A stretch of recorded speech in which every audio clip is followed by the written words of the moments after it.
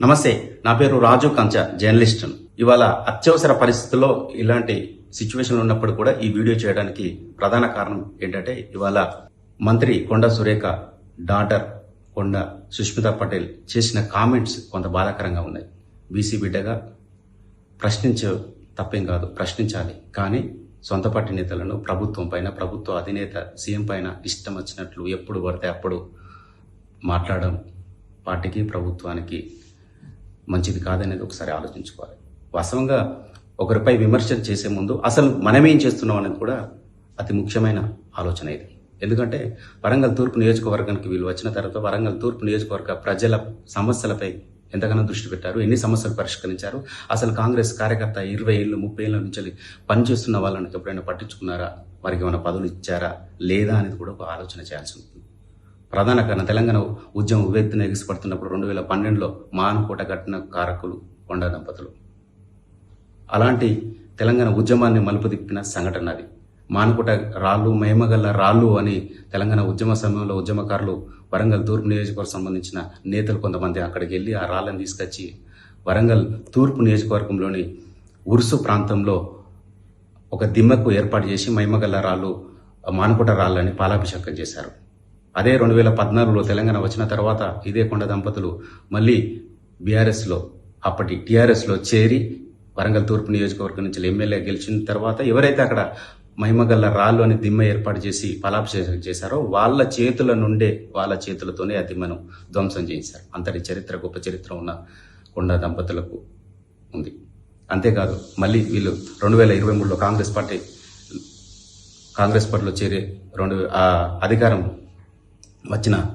వచ్చిన తర్వాత మంత్రి అయ్యారు. 2023లో వరంగల్ తూర్పు నుంచి గెలిపారు, సంతోషం. కానీ తర్వాత ఏం చేశారు? వరంగల్ తూర్పు నియోజకవర్గ ప్రజల్లో సమస్యలపై ఏమన్నా దృష్టి సారించారా? ఇప్పటివరకు ఎవరినైనా వారి సమస్యలు ఏంటి అని అడిగి తెలుసుకున్నారా? అసలు నియోజకవర్గంలో కొండ దంపతులు ఎప్పుడైనా తిరిగారా?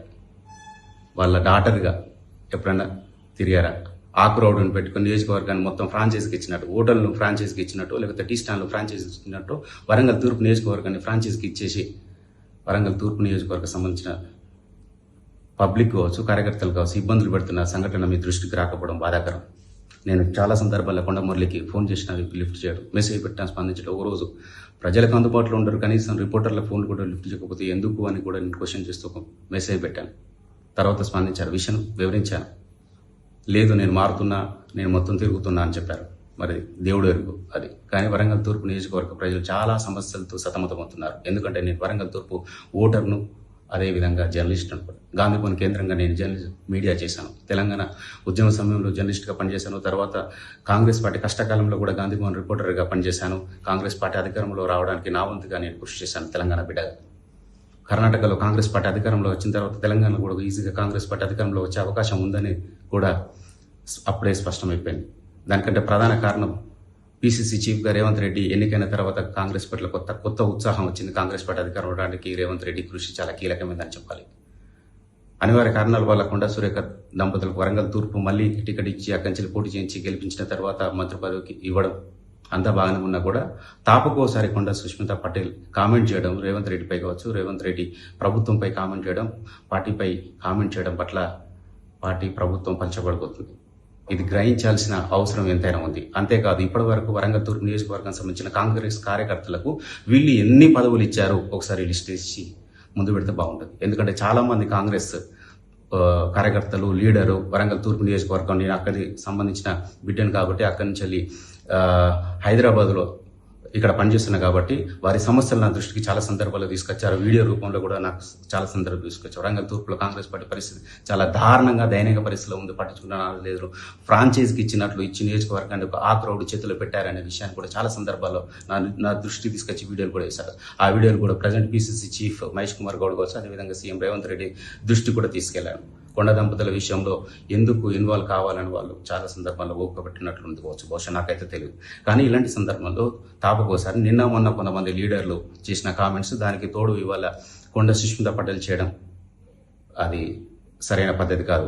అయినా కానీ ఒకే కుటుంబానికి 1 లేదు 2 పదవులు ఇవ్వచ్చు. ఆల్రెడీ మీ ఫాదర్ కొండ మురళీధర్ రావుకు ఎమ్మెల్సీ పదవి ఇచ్చే అవకాశం ఉందన్నట్టు నాకు సమాచారం. మళ్ళీ బిడ్డకు పరకాల టికెట్ కావాలని ఆమె అడగడం, ఇవాళ చేసే కామెంట్స్ చూస్తే అది సరైన పద్ధతి కాదు.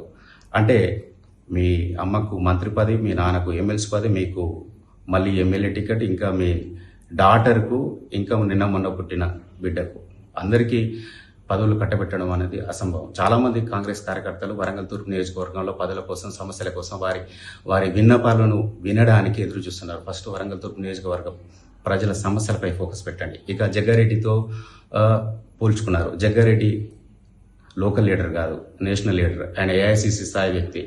రాహుల్ గాంధీకి డైరెక్ట్ లింక్ ఉంది. జగ్గారెడ్డి ఇలాంటి లీడర్కు టికెట్ ఇచ్చే సీను ఇక్కడ పీసీసీ కావచ్చు కానీ రేవంత్ రెడ్డి కావచ్చు లేదు. ఆయన స్పష్టంగా చేశారు, నేను ఇచ్చేది కాదు, అంతా రాహుల్ గాంధీ డైరెక్షన్లోనే జగ్గారెడ్డి పనిచేశారు. జగ్గారెడ్డి కూడా గతంలో చాలా సందర్భాలు చెప్పారు, రాహుల్ గాంధీ ఎప్పుడైనా ఏదైనా మాట్లాడాలనుకుంటే, చెడు మాట్లాడాలనుకుంటే అది నేరుగా నా చెవులో చెప్పు, మంచి మాట్లాడుకుంటే మైకులో చెప్పని ఆయన గతంలో రాహుల్ గాంధీ ఆయనకు చెప్పిన విషయాన్ని పదే పదే గుర్తు చేసుకొని ఆయన సైలెంట్ అయిపోయారు. ప్రభుత్వం కావచ్చు, పార్టీ బలోపేతం కోసం ప్రతిసారి స్పందిస్తున్నారు. సీఎం పైన కావచ్చు, పార్టీ పైన కావచ్చు, ప్రతిపక్షాలు విమర్శలు చేసిన సమయంలో కూడా ఆయన గాంధీభవన్ కేంద్రంగా ప్రెస్ మీట్ పెట్టారు.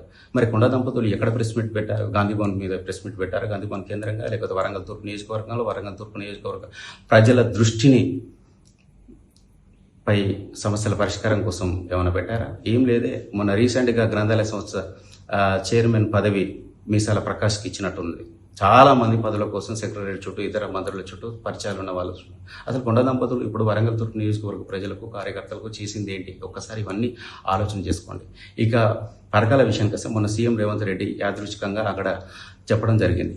కానీ ఎప్పుడైనా ఇంకా ఎన్నికలు 2-3 సంవత్సరాల దూరం ఉంది. అప్పటి వరకు మీరు బలమైన నాయకులు అయితే అధిష్టానం మీకే తలొగ్గి మీకే టికెట్ ఇవ్వచ్చు, దాంట్లో అభ్యంతరం లేదు. మీకు 2 కావచ్చు, 3 కావచ్చు, 4 కావచ్చు, 5 కావచ్చు, ఎంత ఇవ్వచ్చు. అవసరమైతే 119 అసెంబ్లీ సీట్ల నుంచి మిమ్మల్ని మీ కుటుంబ సభ్యుల నుంచి పోటీ చేసే అవకాశం కూడా ఉండొచ్చు, ఏఐసిసి మీ కెపాసిటీ తెలుసుకుంటే.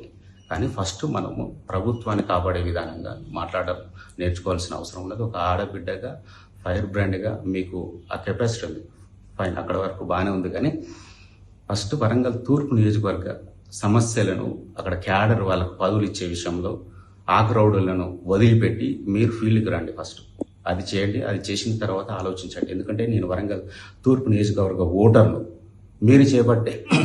మీరు మీ వ్యవహారం చేయబట్టే ఇప్పుడు వరంగల్ తూర్పు నియోజకవర్గం మొత్తం అతలాకుతలం అవుతుంది. ఈ విషయం మీ డాడీకి కూడా గతంలో ఫోన్ చేసి కూడా చెప్పాను. మొత్తం నియోజకవర్గం అంత ఆగమవుతుందన్న మీరు పాత కొండా మురళిలాగా వివరించండి. ఇప్పుడు కొండా మురళి అనే వ్యక్తి కనబడతలేదు, వినబడతలేదు. అంత ఆ క్రౌడ్ చేతులను నియోజకవర్గం ఆగం చేయొద్దని కూడా చెప్పాను. ప్రజెంట్ ఇప్పుడు మీరు చేసిన కామెంట్స్ విషయంలో ఈ వీడియో చేస్తున్నారు అత్యవసర పరిస్థితుల్లో. ఎందుకంటే అక్కడ నియోజకవర్గ బాగోగుల పైన ఫస్ట్ దృష్టి పెట్టండి, తర్వాత రాష్ట్ర స్థాయి వివరించండి. కొండ దంపతులు అంటే ఒకప్పుడు ఉమ్మడి రాష్ట్రంలోనే ఫైర్ బ్రాండ్ ఉంది, ఇప్పుడు ఎందుకో లోకల్ బ్రాండ్గా మారిపోయింది. నియోజకవర్గానికి పరిమితం, అది కూడా రామ్నగర్కి పరిమితమైన తరహాలో ఉంది. తర్వాత ఎంతోమంది లీడర్లు వచ్చారు, జాతీయ స్థాయి నాయకులు అయ్యారు. రేవంత్ రెడ్డి కూడా మీకంటే జూనియర్, ఆయన సీఎం అయ్యారు. మరి కొండ దంపతులు ఎందుకు అక్కడికి ఆగిపోతున్నారు? ఒక్కసారి మీరు ఆలోచన చేయండి, దాని మీద దృష్టి పెట్టండి. కానీ అడ్డగోలుగా సీఎం రేవంత్ రెడ్డి పైన కావచ్చు, ఇతర లీడర్ల పైన కావచ్చు, పార్టీ మీద కావచ్చు, ఇతర వ్యక్తుల మీద కామెంట్ చేయడం, ఇష్టం వచ్చినట్టు మాట్లాడడం మంచి పద్ధతి కాదని జస్ట్ నేను జర్నలిస్ట్గా మీకు అడ్వైజ్ చేస్తున్నాను. నమస్తే.